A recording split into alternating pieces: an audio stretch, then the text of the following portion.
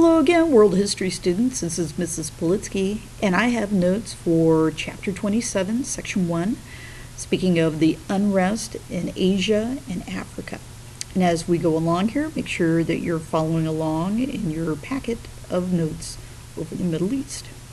So we're going to start with something that might sound a little familiar to you.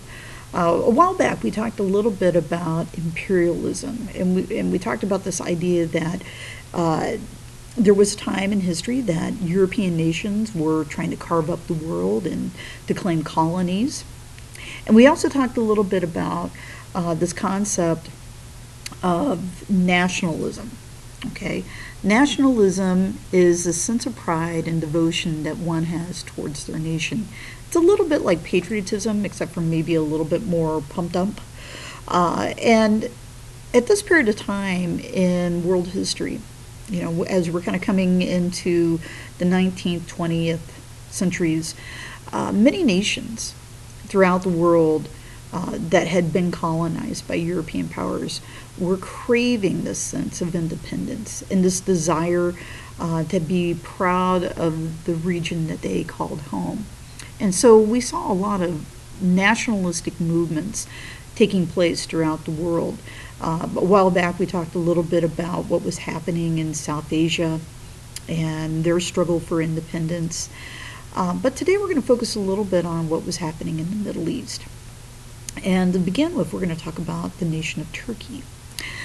Turkey fought Greek forces to gain control of Anatolia, their Turkish homeland, which, if you remember, we were talking a little bit about Anatolia in our previous notes. The fact that it is kind of a crossroads for both Asia and Europe, and having control of that certainly would mean a lot of power. So going back to about 1918, about the time that World War I is kind of in its final days, there was a signing of the Treaty of Sevres. This required the Ottoman Empire to give up control of much of its territory. Part of this is because of the fact that the Ottomans sided with the what was known as the Triple Alliance, or the Central Powers. And these would be basically Germany, Austria-Hungary during the First World War, or as some people would call them, our enemies. So this giving up of this territory included their homeland and their ethnic populations. The Turks were under the leadership of a man named Kemal Mustafa, and he fought these plans, and the Greeks. In a sense, we have a little war that's occurring here. In October of 1923, Kemal Mustafa and his followers helped establish what is now known as the Republic of Turkey. And Mustafa had a little name change. He becomes known as Kemal Ataturk, who you see pictured down below here, the father of the Turks. Mustafa, or Kemal Ataturk, began to modernize Turkey, and he ended the influence of the Muslim religion on the government and personal life.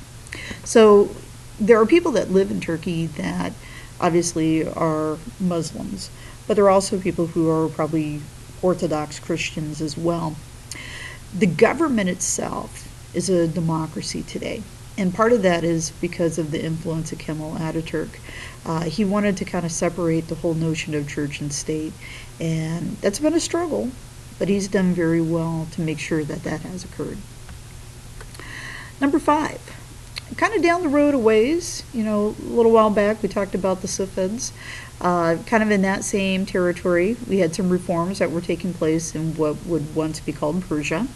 And in 1921, a man named Reza Khan led the overthrow of the Persian Shah, or the emperor, and Khan became the new Shah. And he would be known as Reza Shah Pahlavi in 1925. A few years down the line, in 1935, he changed the name of Persia to what is now known as Iran, or sometimes pronounced Iran. Number 6. At the end of World War I, Arab nationalists wanted to have an independent Arab state. Kind of going back to the time of the First World War in 1916, Arab nationalists had rebelled against the Ottoman Empire. You've got to remember the Ottoman, they were fighting with the Central Powers, our enemies. And our Arab nationalists, they kind of were siding with maybe the British and the French. And they were led by a man named Hussein bin Ali, who you see pictured below. And they wanted to create an independent Arab state stretching from basically what is now present-day Syria all the way across the Arabian Peninsula to the nation of Yemen. Number 8, as a result of a declaration known as the Balfour Declaration, which was negotiated by a man that you see pictured down here, Arthur James Balfour, who was British, by the way, thousands of Jews who were living in places like Great Britain immigrated to what was known as Palestine. Palestine today sometimes is basically within what is now the nation of Israel. Jewish nationalist movement was known as Zionism. And if you remember just a few moments ago, we talked about what nationalism is. It's that sense of pride that one has for their geographic region, their homeland. And there was this push to bring Jews back to Israel. And Balfour and many others were those who were kind of leading that movement. In 1927, the British government declared its support for a Jewish homeland in Palestine within the Balfour Declaration. And hence, they've kind of decided that that's their position, and it has been their position for years since. This agreement would respect the rights of existing non-Jewish communities. You got to remember, in parts of what once was Palestine, or even today, even parts of Israel, there are Muslims and there are Christians who live in those communities alongside of the Jews. And this declaration would have a certain amount of respect for all three different religious beliefs. Number 10, after World War I, the British and the French established mandates in the Middle East. Mandates are for a fancy name for colonies. France gained Syria and also the region that is known as Lebanon today. The British gained control of Iraq and Palestine. Palestine, just a moment ago we talked about the Balfour Declaration, but looking at Iraq, part of this was because of the oil trade. The British Petroleum Company, or BP, back in the day before the start of World War I, had discovered oil and started drilling in that part of the world. And during the war, that was a main objective, is to make sure that they could maintain control of that oil flow. Both Arabs and Jews were unhappy with this arrangement.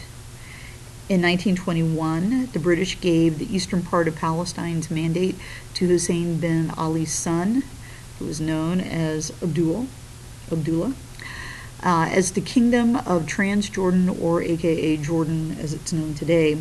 That same year, the British installed Hussein's son Faisal as the king of Iraq.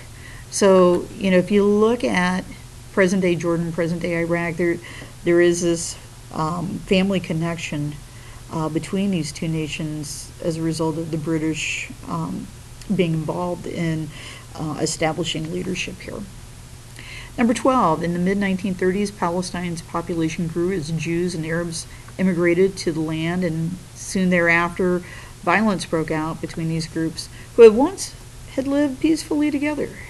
And as a result of this, we're going to have some issues with violence from here on out. The British granted independence to the nation of Egypt because they realized that they could not maintain full control of the nation. After World War I, North African Arabs also took action to win independence in British-controlled Egypt. The Egyptians, who had helped the British during World War I, demanded their independence from them, and protests swept across the nation, resulting in the deaths of many Egyptians. The British gave in, and the Egyptians were able to declare their independence in February of 1922.